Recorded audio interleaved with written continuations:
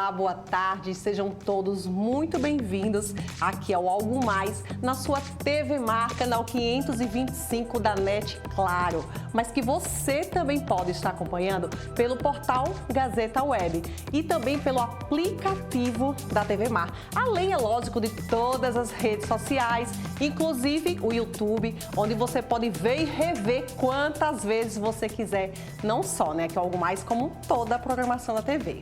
Bom, gente, no Algo Mais de hoje, vou estar entrevistando, né, com muita alegria, muito prazer, apesar de ter uma crise aí que envolve, né, o setor cultural, o nosso produtor cultural, Gustavo Alcântara.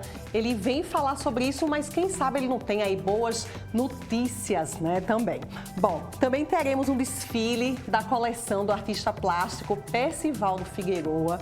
Ele faz um trabalho incrível e vamos trazer aqui em primeira mão para vocês. Não só um desfile de vestidos, como de máscaras também, todas pintadas à mão, um trabalho belíssimo. Vocês vão assistir, não percam. E é claro, no quadro do Mundo dos Famosos, o nosso queridíssimo David Hernandes vem passar, né, tudo o que aconteceu durante a semana aí na vida dos famosos e nos bastidores da TV. Então não sai daí, fica comigo, porque tudo isso e muito mais você assiste aqui, porque Algo Mais já está no ar.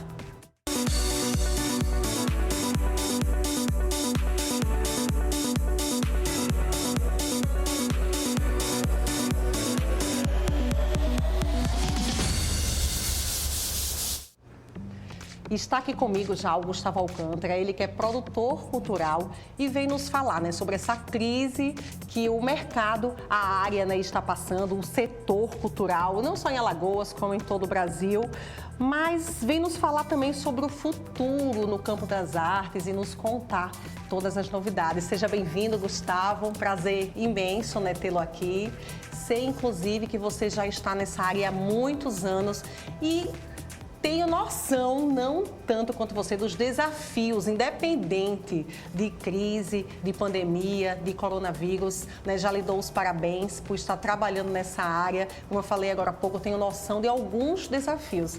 Mas conta pra gente como tem sido, né? Desde a sua trajetória, não é a primeira crise que você passa, mas essa tem sido realmente diferente, o cenário foi pior do que outros, né? De outras crises que já passaram. Fala um pouquinho pra gente sobre isso.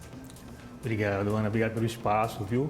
Boa tarde para vocês, boa tarde a todos os telespectadores. Bem, veja só, a gente realmente vem passando por um período ímpar, né? Acho que não só da cultura, mas de todos os setores. Né? Mas eu acho que a cultura ela foi muito mais atingida porque nós fomos os primeiros a parar.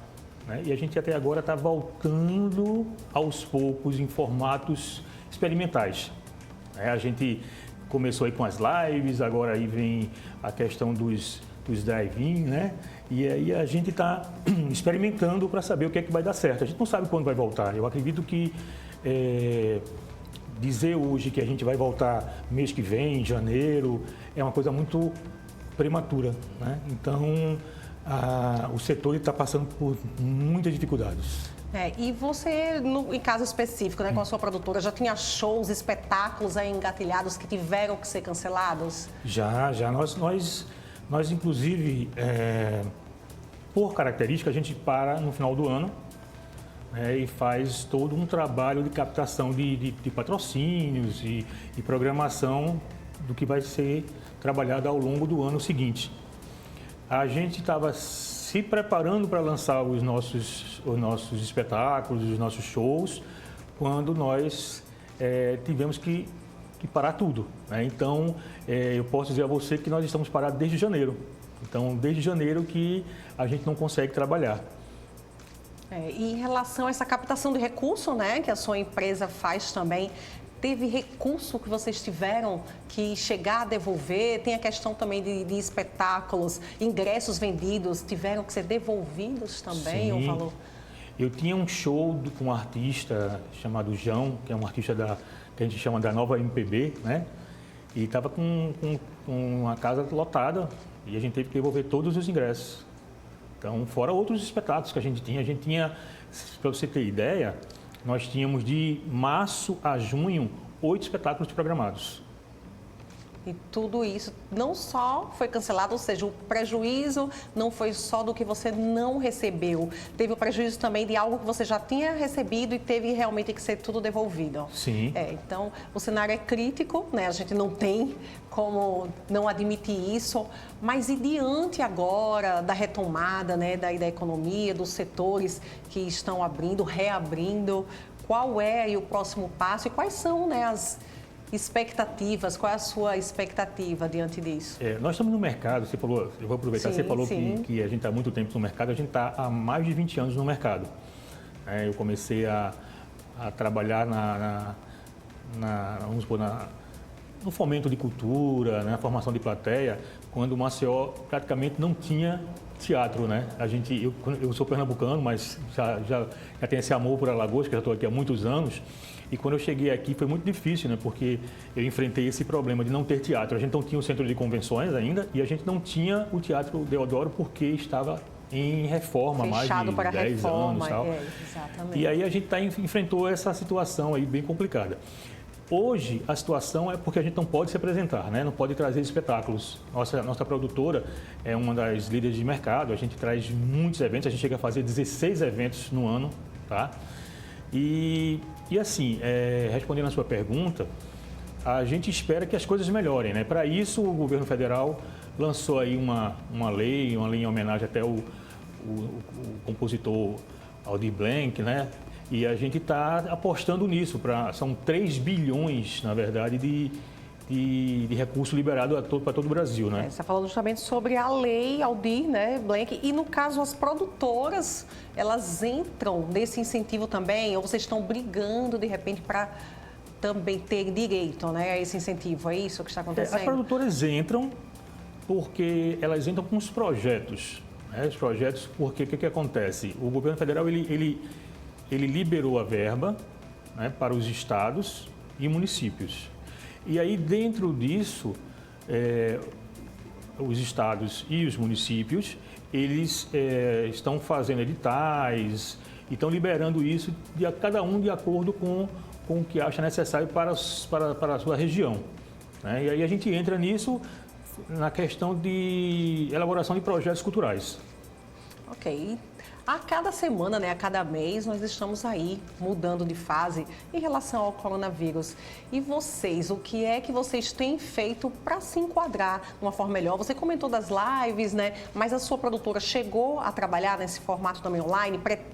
Tem algum empreendimento, né, algum evento já programado? Não, Ana, a gente não optou. A gente, na verdade, optou em não realizar as lives. Foi uma questão nossa, pessoal, né? Nós, assim, eu e minha equipe, né? A gente lá na empresa, a gente terminou que deixando a live um pouco de lado, porque a gente tinha outros projetos, dependendo do que como se comportar a questão dessa pandemia, né? A gente executar ou não. A gente não sabe. Eu acredito muito que a gente não vai conseguir trabalhar esse ano. Então, foi um ano perdido, né? Só para você ter uma ideia, o setor cultural, ele emprega mais de 5 milhões de pessoas no Brasil. Então, é um setor que tem muita gente precisando de ajuda, sabe? É um setor que gera muito emprego, né? Gera renda aí para uma boa parte da população e foi afetado de uma forma muito drástica. E vocês não conseguiram realmente se adequar, então, a esse novo normal, ainda pelo menos? Muita gente não, né? Os grandes nomes, vamos dizer assim, do cenário, da cena cultural, né, brasileira, eles ainda conseguem ter um retorno por conta de patrocínios, parcerias que eles já tinham, e aí eles levaram isso para esse formato de live. Uhum. Mas a gente está falando aí de um país que tem muita gente que não tem acesso, né? Não tem acesso a essas parcerias, a esses patrocínios com as grandes marcas. Então a gente está falando aí das pessoas de circo, né, que estão. Eu fiquei sabendo, inclusive, que um circo muito conhecido do Brasil teve que demitir centenas, porque empregava mais de 500 pessoas. Então foi muita gente que foi ter que ficar sem emprego, né? E aí, ou seja, o circo, os artistas que tocam em bares, em restaurantes, todos esses foram muito afetados. Então, vocês, com certeza. Então, calendário de show ou alguma programação daqui para o final do ano, realmente vocês não têm. Ou tem alguns projetos que estão aí guardadinhos, esperando tudo ser liberado? Sim, nós fizemos que fazer isso, né? Nós temos todos os projetos que a gente ia desenvolver esse ano que foram guardados para a gente esperar e ver o que é que vai acontecer. Ou, de repente, adaptá-los, né, num formato que a gente possa apresentar para as pessoas, porque no formato tradicional a gente não consegue. Eu não acredito, por exemplo, em trazer um espetáculo de teatro, a não ser que a gente tenha vamos dizer assim, uma vacina, uma cura para isso, mas eu não acredito em trazer um espetáculo de teatro para apresentar para o público, até porque, até o momento, os teatros de Alagoas, nós temos 2 teatros, assim, nós temos outros teatros, mas os mais comuns, os que a gente mais trabalha, que são o Teatro Deodoro e o Gustavo Leite, eles ficam inviáveis de se trabalhar por conta da questão financeira, porque a gente vai ser liberado, vão ser liberados os teatros, mas com a redução de público. Então, ou seja, você tem um teatro como o Deodoro que cabem 650 pessoas, você vai trabalhar com 30% da capacidade. Então, ou seja, não cobre os custos e inviabiliza, né, totalmente o projeto. Exatamente. Mas quem sabe, né, não existe alguma pressão aí por parte do setor e o governo, de alguma forma, poderia diminuir o custo do teatro? Vocês têm feito alguma coisa nesse sentido? Sim, Tem solicitado algo parecido? Eu tenho conversado com algumas pessoas do governo, tenho falado com elas sobre essa questão até dos valores que são cobrados, porque as pessoas elas não têm muita noção, né? Porque, assim, é tudo muito dispendioso, né? A gente lida aí não só com o cachê do artista, mas a gente lida com passagens, com hospedagem, com alimentação, né? Com equipamento de som, de luz, aluguel do teatro. Então, tudo isso onera muito. E aí a gente vem conversando e mostrando essa realidade para as pessoas da administração pública, porque nossos teatros, os 2 são públicos, né? Sim. Pertencem ao governo. E tentando negociar de alguma forma uma redução de valores até para tentar ver se consegue realizar alguma coisa, entendeu, Ana? Entendi. Ok, então desejo, né, mais sorte, desejo de alguma forma que essas iniciativas, esses pedidos sejam, né, atendidos, e já aproveito para disponibilizar aqui, né, esse espaço do Algo Mais, da TV Mar. Se de alguma forma a gente puder estar contribuindo, estamos aqui abertos a isso. Obrigado, obrigado pelo espaço. Acho que a cultura agradece, não só eu, né, mas a cultura inteira agradece. O Estado precisa desses espaços, precisa colocar esse assunto em pauta para as pessoas até entenderem, né, e ficarem assim, do lado dos produtores, dos artistas que estão realmente sofrendo muito. Ok, tá bom então. Obrigada pela sua presença, né? E vamos torcer para que tudo tenha um cenário melhor, né? Que tudo aconteça da forma mais positiva. Obrigada mesmo, Gustavo. Bom, gente, vou chamar aí um rápido intervalo, né? Mas continue conosco, que daqui a pouquinho vocês vão assistir um belíssimo desfile de vestidos, né? E máscaras pintados à mão pelo artista plástico Percival Figueiredo. Até já.